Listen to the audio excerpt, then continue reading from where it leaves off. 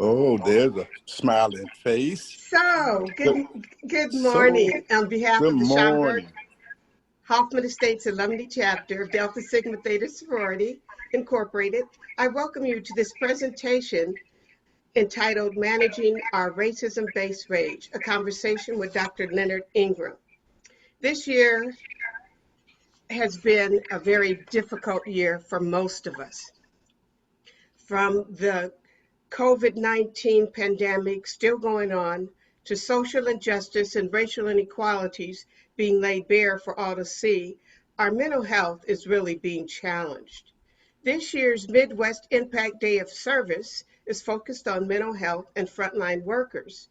And we're so proud and honored to have Dr. Ingram share his thoughts on how to best manage our racism-based rage and answer related questions. Assisting me today is the chapter's first vice president, Morgan Dixon, and introducing Dr. Ingram is the chapter's Midwest Impact Day of Service ambassador and daughter of Dr. Ingram, Tina Lee. Tina?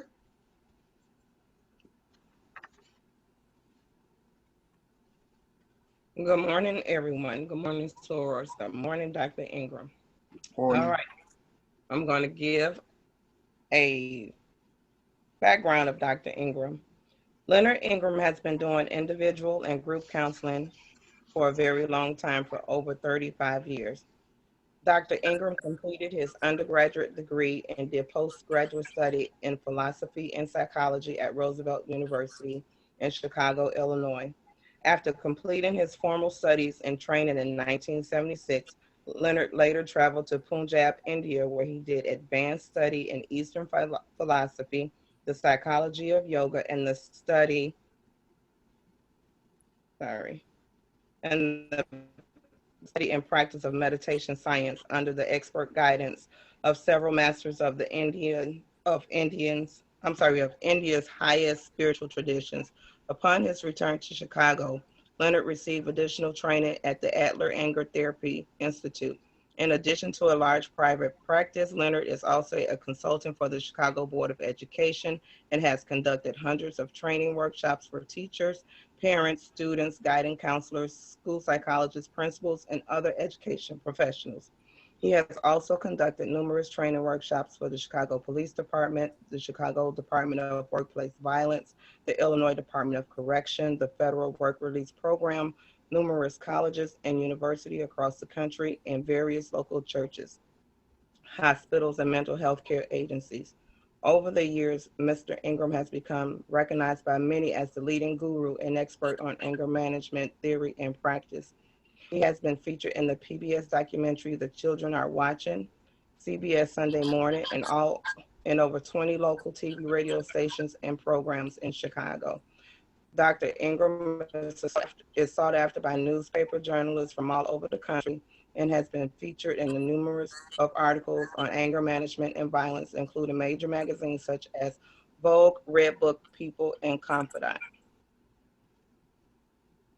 All righty. So with that, I proudly introduce my father, Dr. Ingram. Okay. All righty. Well, glad to be here. So I'm ready for Ms. Morgan. She's going to be my guru and guide me through this process, okay? Good morning, Dr. Ingram. We are Good excited to morning. have you with us. I'm glad to be here, dear. We wanted to kind of start things by just defining what racism is. Yes, by all means. Well, there's a social definition of racism, which defines racism basically as a set of culturally sanctioned beliefs about Black people and the practices which defend and maintain the advantages and the privilege of white people, fundamentally in a nutshell. And that is the kind of racism that is systemic. It impacts and is a part of every fabric of this American culture. And I might add parenthetically, across the world, quite frankly. As Western culture has spread it over the globe, so has it carried with it this disease of racism. Hmm? Now, there's a lot more that can be said about that, you see. There's also a kind of United Nations definition, you see, that says that racism is any distinction, any exclusion, restriction, or preference based on race, color, descent, or national or ethnic origin, which has the purpose of effect in nullifying and impairing the recognition, enjoyment, or exercise on the equal footing of human rights and fundamental freedoms in the political, economic, social, cultural, and any other field of public life. But I think it's the social definition that resonates with us the most. Are you with me? They're not discriminating against us. It's on color, not so much even on gender. But we can unpack that to the degree that you all feel it's useful, and we can kind of move forward from there. Would that be okay, ladies? That'd be wonderful. Okay. So, I'm following you, Guru. So given your definition and what and the full breadth of what you just shared there, you talk in your work about rage in African American people.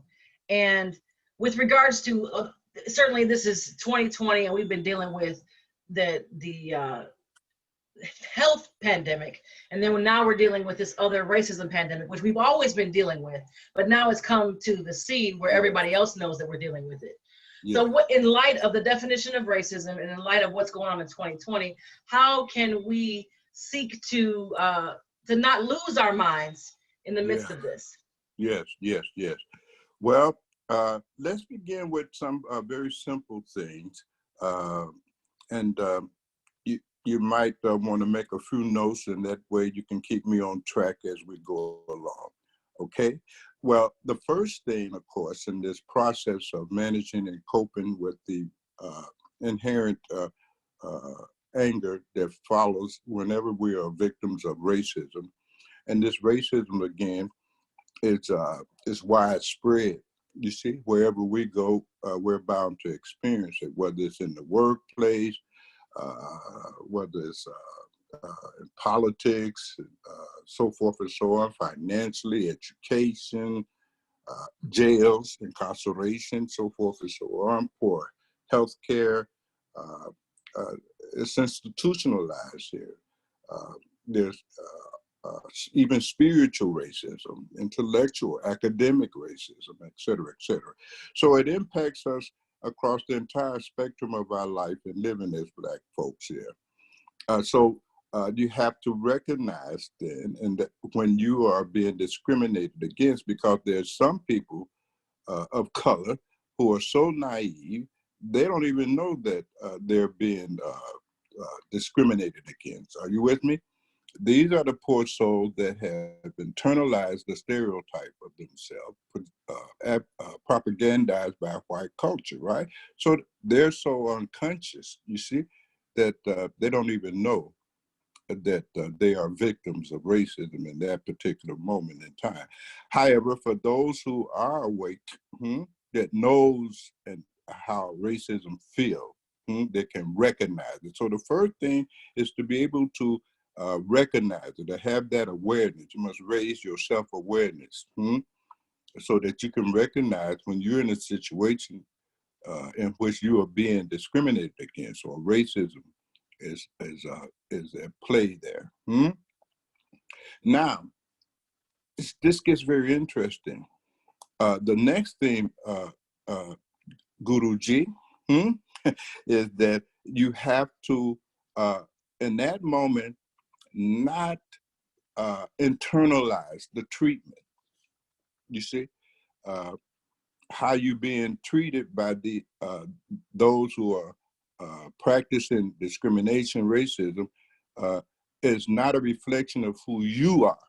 You see, ancestors many, many hundreds of years ago understood a process. It's a very ancient process. They call it Sankofa.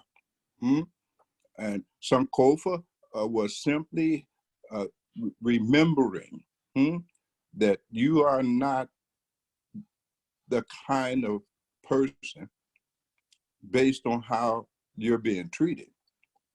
Now, this is really important to understand because remember, 450 years ago, 500 years ago, our ancestors went through a lot more racism than we're going through today. Are you with me? Yet they did not fall apart. They had a means and a way of maintaining their sanity and remembering that I am a human being. They knew that.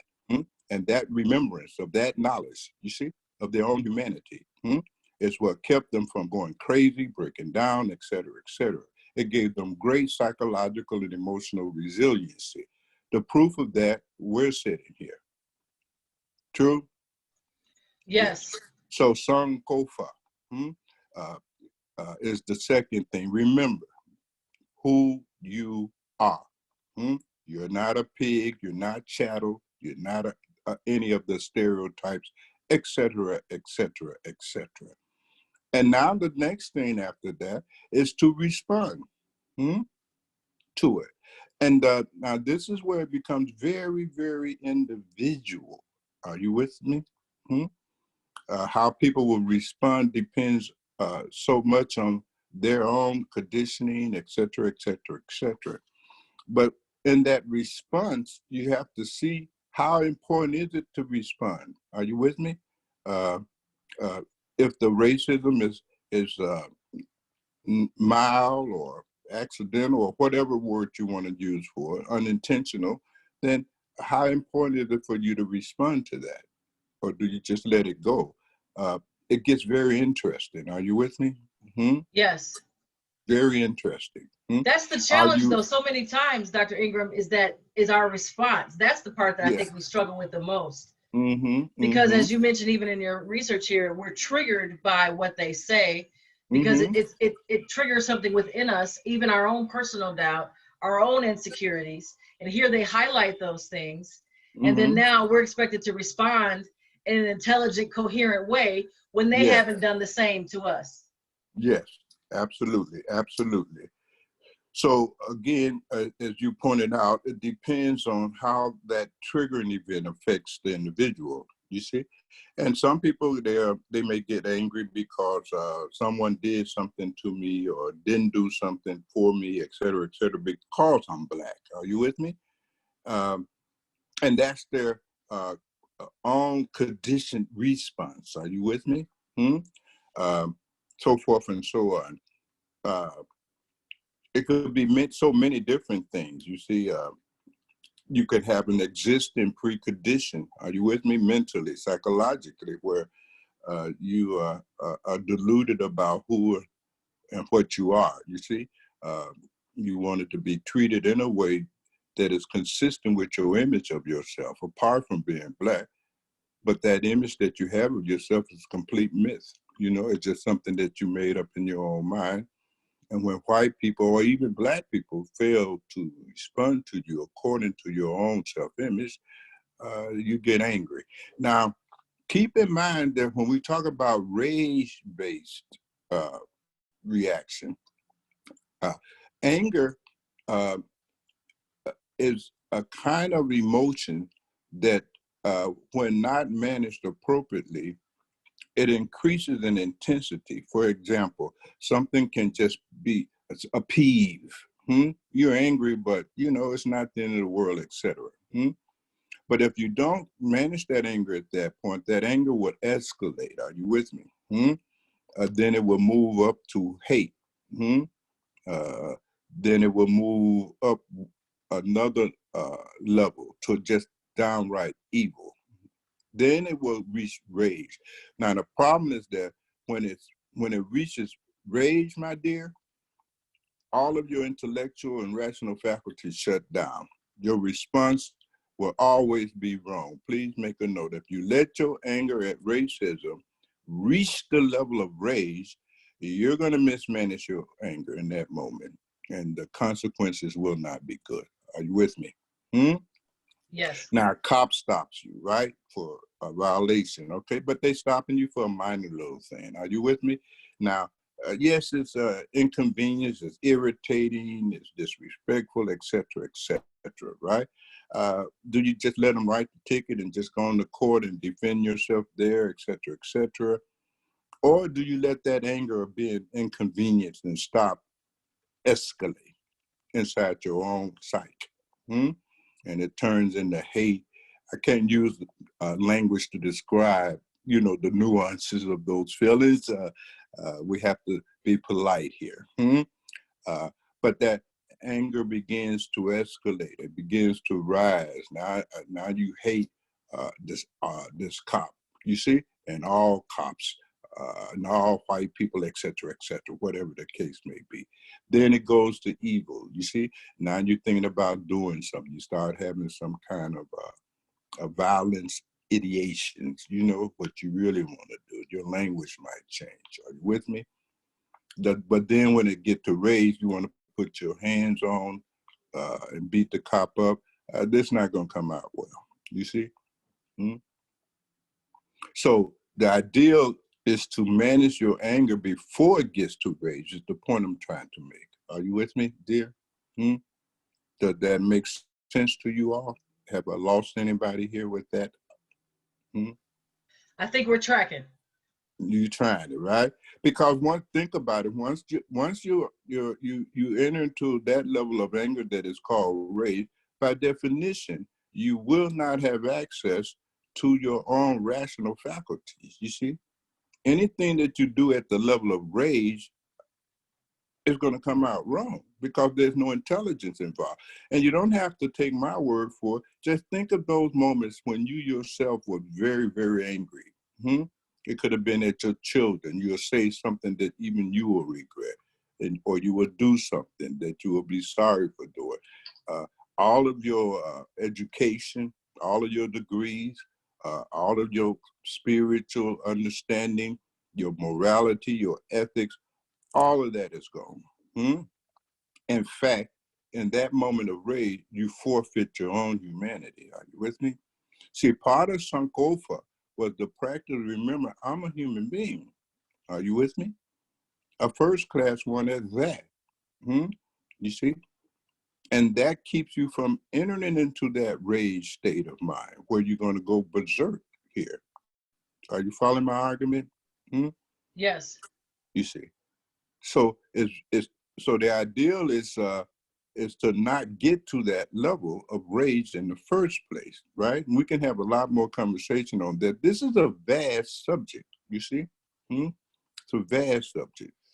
But there is this a similar spiritual and psychological discipline our ancestors engaged in that enabled them to survive, go through all of the horrors of the Ma'afa, all of the horrors of racism at the highest possible level, you see, and not fall apart, and maintain their creativity, pull jazz out of thin air. You know what I'm talking about, you see? Yes.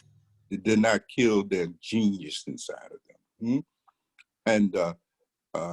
And different parts of ancient Africa was referred to different names. The Akan wisdom tradition, of course, referred to it as Sankofa, you see?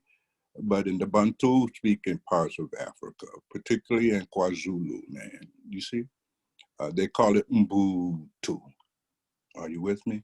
I am because you are. Yes. And you understand that. You see? You understand that it's interdependent, it's connectedness, and you never lose that. You see? And so just the combination of practicing Ubuntu and Sankofa, you develop character. You see? Now that's built deeply in our soul, the DNA of our soul. As Black people, we recognize the humanity of other people for the most part. Are you with me? We're not looking to go out and enslave white people or any other kind of people and so forth and so on. It's not in our soul. It's not in our spirit, you see. deep down inside of us, we have maintained our humanity. Are you with me? But if you hit rage, your humanity will be forfeited. Are you with So, me? Dr. Ingram, what I'm hearing you say is that as long as we remember who we are, remember that which is within us, and even our ancestral heritage, and we remain in community as a way to keep us connected and to remember who we are. Every time I hear the phrase "remember who you are," I think of the Black Panther when in the movie when his mother was reminding him in the middle of his own rage, in the middle of his own impending defeat, to remember who he was, and that allowed him to be victorious in that moment.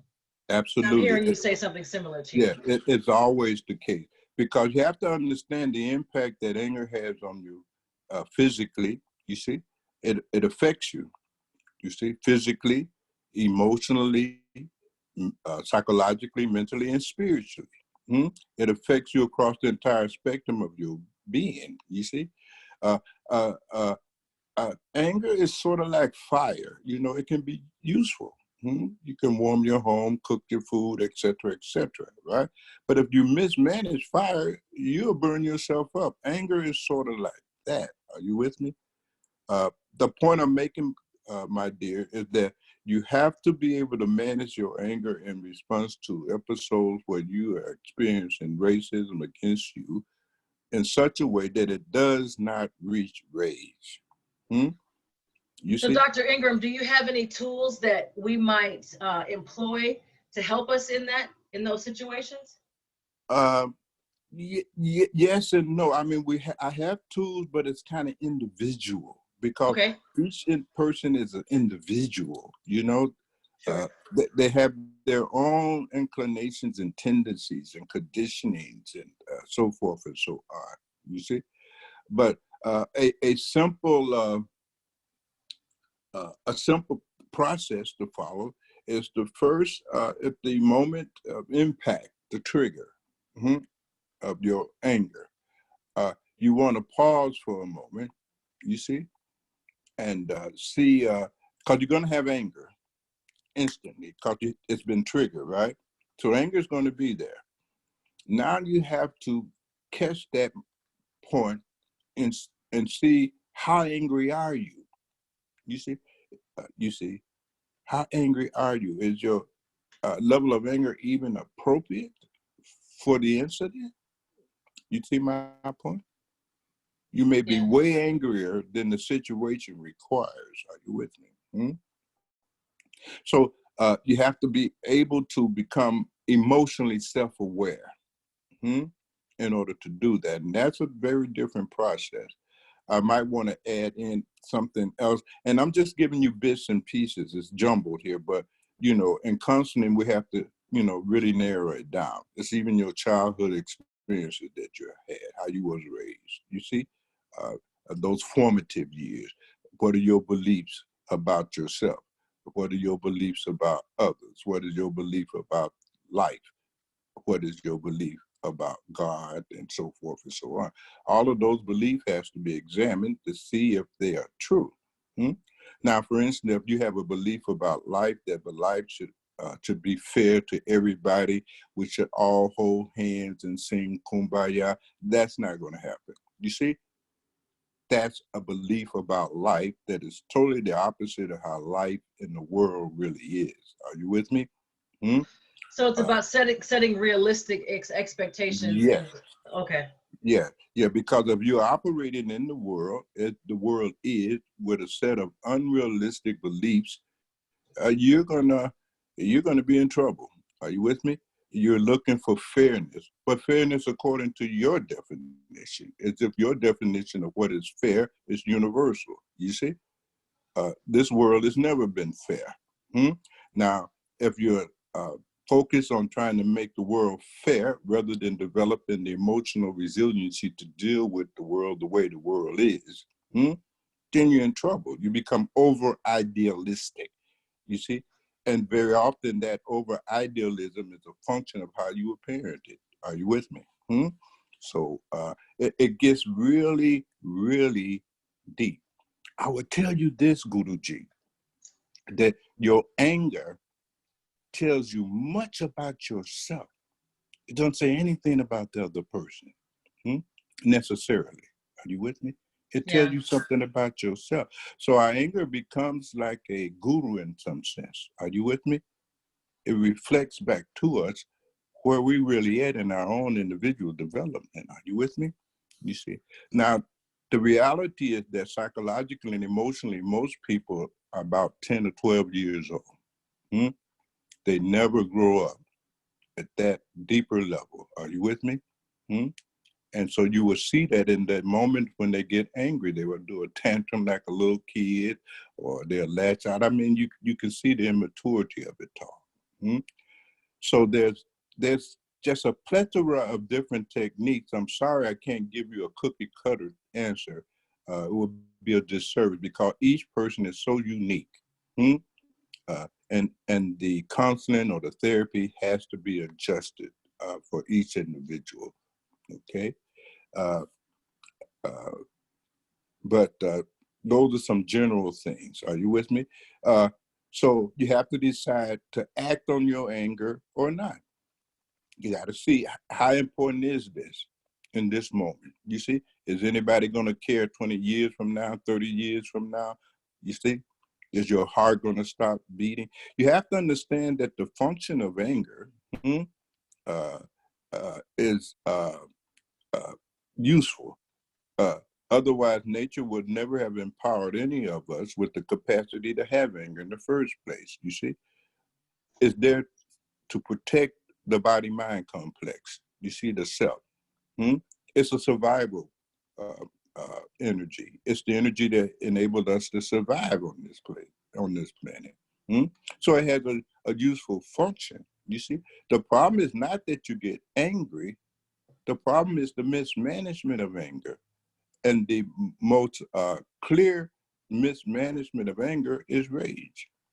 You see, you allow yourself to, you allow yourself to go nuts. You see, crazy. That's very helpful. So what we heard you say was that we need to recognize and raise our own internal awareness, and then realize that what is being inflicted upon us is not. We don't need to internalize that, but instead we need to remember who we are and remember to connect to the Sankofa moment. Then decide how we're going to respond to it, realizing that our response says more about us than them. Yes, and you could be very creative. I mean, some of the responses to racism can take the form of a lawsuit, sue them, you see, so forth and so on. There's ways to give consequences to the perpetrator of the racism against you to help them, because I am, because they are as well. It's interdependence nature of human beings is not based on color of skin. We're all interdependent, connected. So we know that white supremacy and white privilege is a pathological state of mind. You see, in some sense, they are as much a victim as we have been historically. Are you with me? And so if you can find ways to help relieve them of their own pathological condition, if you have those sets of skills, great. Because it's fear-based, you see.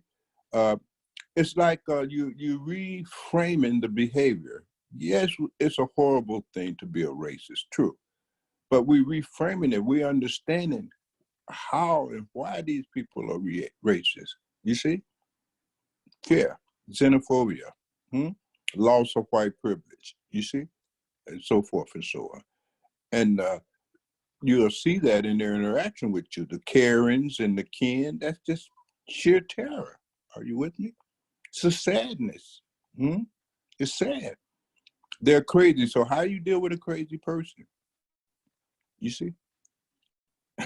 Yeah, you try your best to not become one. Don't become crazy yourself. Yeah. Right? Because you understand what I'm saying? You lose your advantage. Yeah, that's a hard thing to do, though. That's very difficult in the moment. Of course, very difficult to do. But you know what happened, Guruji? In those earlier times in this country when our forefathers, our mothers and our fathers, down at the antebellum South, you see, going through what is racism on steroids. You see, you can easily imagine the impact that must have had on them, right? It takes a lot of energy. And then even after leaving the cotton fields, picking cotton from sun up to sundown, there was more chores, you see. Those chores did not end until around about midnight, you see.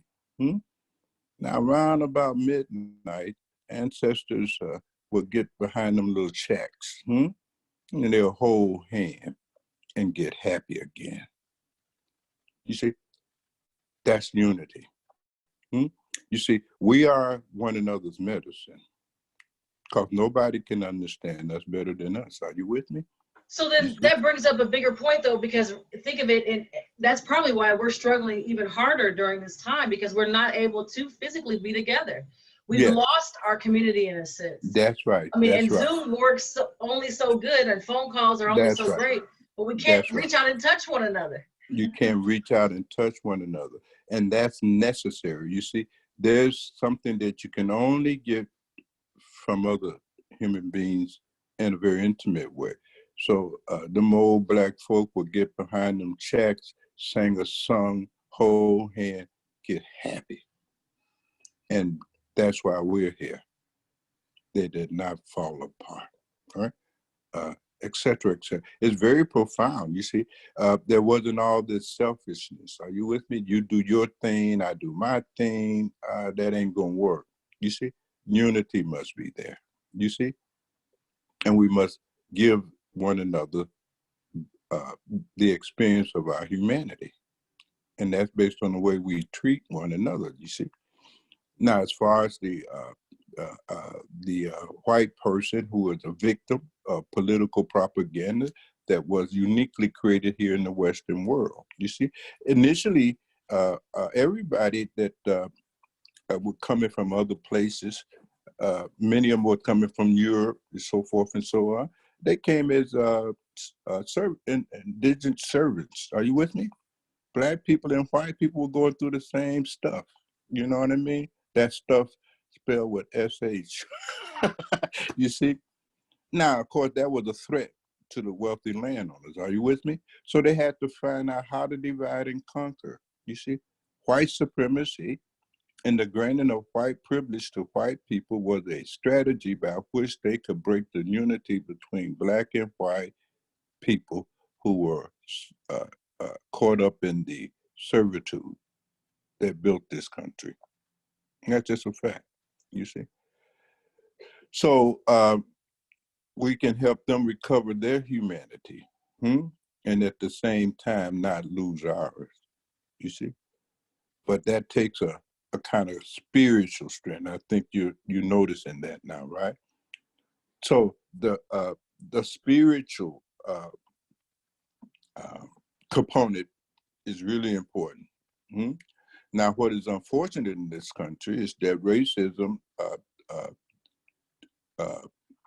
was used to create a kind of ineffective spirituality for Black people, you see, that really basically reinforced the stereotypes. Are you with me? And so forth and so on. And one has to really look and see, because if you're a spiritual person and you falling apart, that's a contradiction, don't you think? Spiritual people don't go crazy. Spiritual people don't. Not. Yeah. Yeah. By definition, they don't fall into drug addiction, alcoholism. You see, sexual promiscuousness, shopaholics. You see, workaholics, et cetera, et cetera. They remain human, full of character. You see, all right? That's certainly the goal. Yeah. Yeah, you see, and Yoruba tradition. You see, that was the goal of a human being, was to develop character. What they call iwapele, you see, to become a man and a woman of character. That's the first sign that some spiritual is going on in you, right? Now, this character it's not just limited to virtues, honesty, etc., kindness, compassion, etc. Those are great virtues, but it also gives you a skill set. You manage your emotions. Hmm? It gives you the ability to manage your emotions. Now, this is so important because emotions come and go, right? And if you don't check your own emotion, those emotions will take you away from here. Are you with me? True. Ancestors understood how to manage their emotions, their body, their mind, all of their equipment. Are you with me? They never became simply identified with body, mind. They identified with spirit. They understood, you see. I am a spirit having a human experience here. Yeah, That's that's great. Sankofa in the deepest sense of the word. Are you with me?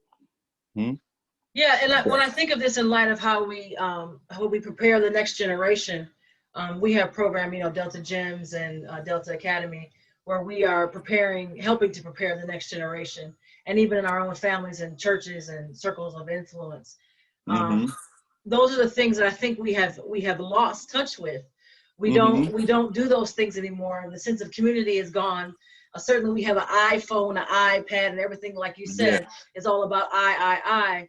And it really needs to be more centered around community, and then our passing on of the traditions and the knowledge that we have learned from our own experience.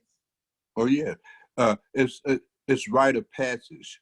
You see, and this is especially important for our adolescents. You see, our teenagers. In fact, Guruji, I have a program in Bolingbrook, the HEART program. Unfortunately, I deal with young people, Black, Latino, etc., white as well, who are before the court for an offense, usually a misdemeanor, and they send them through our program. And that's what happens in our program. It's just a short program, only 6 weeks, but the behavior modification, you see? And that behavior modification process starts with psychoeducation. They got to remember who they are, you see? And that's key, you see? Because we can't do it through lectures. The reality is that you can't transform and help a person become transformed without giving them relationship. The key is relationship, you see? Our relationships now, as you have pointed out, is confined to televisions and social media, et cetera, et cetera. That's can't feel nothing like that. Are you with me? It's got to be human to human, and that's the key. That's the key. I can think of so many of our young ladies that come through the HEART program, never had a mother. You see, they're suffering from mama deficit disorder. Boys are suffering from father deficit disorder, you see? And you all are deltas, you see? And you can help.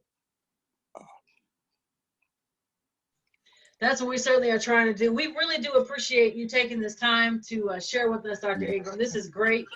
And we certainly could talk to you all day, but we just wanted to have you deposit into us that we might continue to do the work that we're doing. And also be encouraged in it. And we will share the information about the HEART Institute and your information and make this publicly available for anyone who wants to have the information. All right. Well, if that means that I'm free to go, I want to thank you, Hal, for having me here, and just remind you that that's our test. We got to go get these babies. That's our work. You see? That's our work. So, yes. Let's do that. Fair enough? Yes. Okay. We will take that mandate. Thank you so much. Okay. Okay. Let's go. All right. Thank you so much, ladies. Bye-bye. Bye-bye.